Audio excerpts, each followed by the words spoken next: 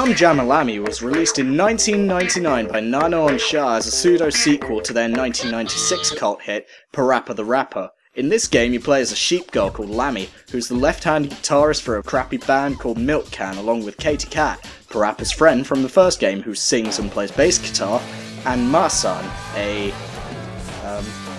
okay, I have no idea what the hell this thing is, but it gurgles and plays drums, okay?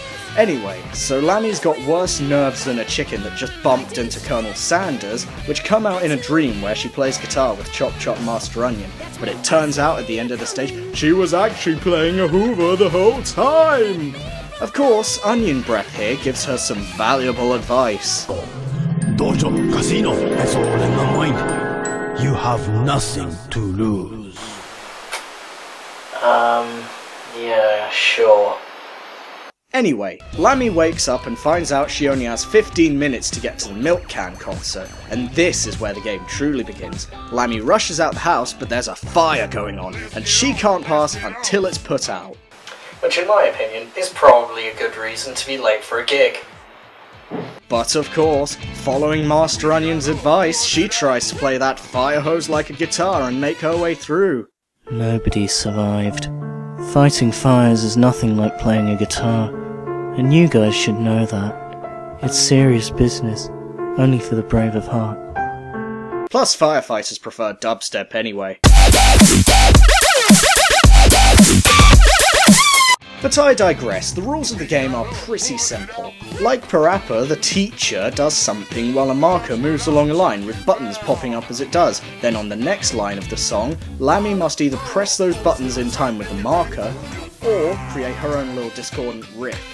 It's kinda like Simon Says, but it's actually fun and you don't get an obnoxious sound if you screw up. Unlike Parappa, where you mimic your teacher's words, Lammy just plays along with the melody, which makes this game's soundtrack actually sound more like it's comprised of real songs. Unless, of course, it's this. Going into the next element of gameplay, on the bottom left you've got a sort of rank meter thing, which says awful, bad, good and cool. If you screw up too much, you rank down.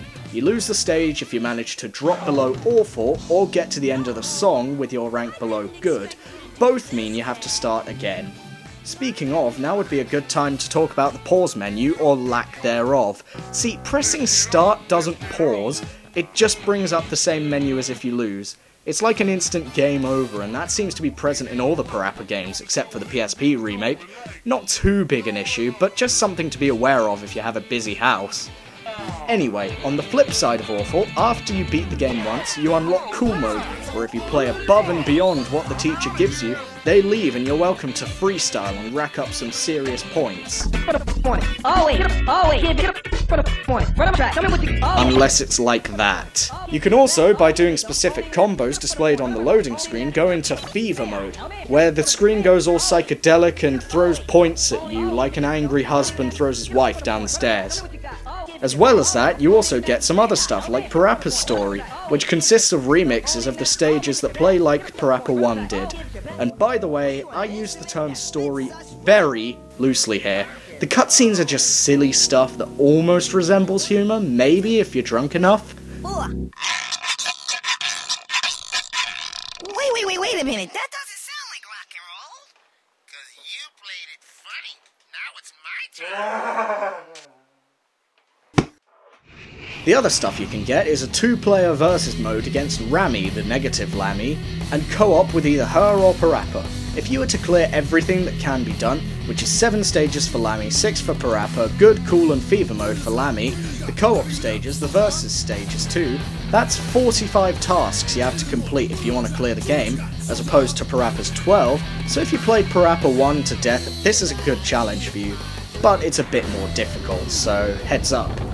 Start all over. You should be banned from every game. From every game? Even this one? Back to the plot though. After Lammy manages to put out the fire, she pigs out on pizza and becomes fat. Anyway, this nurse caterpillar thinks she's pregnant and forces her to take a crash course in parenting. Once she's done with her, she catches a plane to her gig, Jesus, how far away is this? And has to help the multiple personality pilot, Captain Fuss and Pepper, land it safely. after which she realises she left her guitar on the plane and has to cut down a tree to build a new one. So she does that with the help of a beaver, and slips up on a banana peel and dies. The end. What a stupid game. Oh, hang on, turns out we can get out if we play for some satanic chick. So we do that, get out of hell, awakening Lammy behind us, but all's well and good because we get to play the gig and rock that audience, which is much smaller than the one we just played to in hell.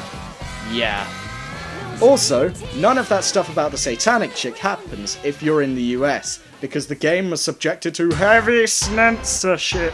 Probably because of overzealous Christians doing a flip at the mention of bargaining with a demon. Pokemon demonic. The answer to that is yes, they are all Oriental demons. Yep. Go figure. Instead, Lammy catches her jeans waistband on a door handle and gets flung back in time to a volcanic island. But she manages to get back to the present somehow? I don't know. I live in a land of fish and chips, tea and horrid teeth, so what the hell do I know? US or Europe, Lammy's plot is much stranger than Parappa's, definitely, and quite frankly a lot weaker in my opinion. Then again, if you're anything like me, you don't exactly play these games for the story, you just play for the music. So let me sum up my opinions on each song. Stage 1. A nice homage to the original Chop Chop Master Onion rap, but I'm kind of missing the original instrumentation and chord progressions here. I think Parappa 2's Chop Chop was much better for that. Stage 2. Since this is where the game really begins, and the first stage was more of a tutorial, I like this stage's music because it's funky and catchy, yet slow enough for you to easily keep up with, until the first chorus of course, where it does get a bit challenging. Reminds me of Stage 1 of Parappa 2. Stage 3. Not too big a fan of Rockabilly, and that's not exactly made any better by the annoying voices and Now put these kids to sleep, will ya? Plus, for some reason, this stage expects way too much of you near the end. I get that Master Flea Swallow had the whole lots of button presses thing going on in Parappa 1, but you didn't have to alternate with him. This is probably the stage I come back to the least. Stage 4! Perfect balance of challenge and fun. Captain Fuss and Pepper is a funny character, the metal vibes are cool and fast-paced, and I often find myself singing along to this one. It looks a lot harder than it really is though. Stage 5. This one's quite weird for me. I like the beat, even if it is quite hard to follow at times, and I like the lyrics, but the song itself as a whole is pretty average. Again, it's one of the ones I don't return to that often. Stage 6. I think this song is kind of cheesy, but it's obviously meant to be that way. I like it a lot, but I think the jazzy version Parappa gets is much cooler. I come back to this one quite a bit. Overall, Lammy's soundtrack takes Parappa's lead, but rather than just hip-hop, it actually experiments in more rock-oriented tunes. Some of the vocals are a bit odd, but what can you expect from a talking cartoon beaver or a fucking Chinese onion?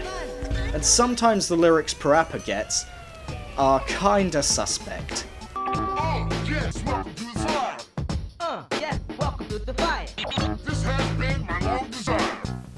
So, I don't get it. Did he want there to be a fire?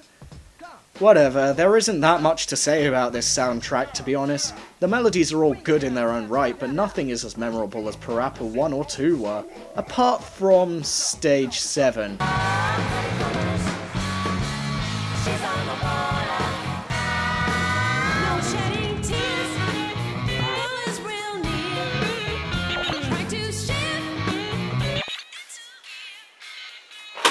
There's only one way to get a song out of your head at this stage, and this one's been in there long enough. So, does Lammy rock the house, or does it just hit all the wrong notes? The gameplay is exactly how I like a rhythm game to be. Easy concept, difficult execution, and the sheer volume of different things to do makes sure you're never left wanting more out of the game. The music is generally nice, although rather bland at times, which is kinda bad for a rhythm game. And the story is particularly weak. Overall, I would have to say that Lammy, while definitely a good game, isn't for everyone. If you enjoy rhythm games, particularly those in Parappa's vein, then I think you'll find this pretty enjoyable, but otherwise you might want to give it a miss. Hey everyone, thanks for watching. Why not like and subscribe? Heck, I even have a Facebook too, so go like that and go watch my other videos, those are pretty nice. You should go watch them, tell your friends, like, oh my god, this pulse break guy is so cute, oh my god, I know. But yeah, seriously, go do those things. Gross.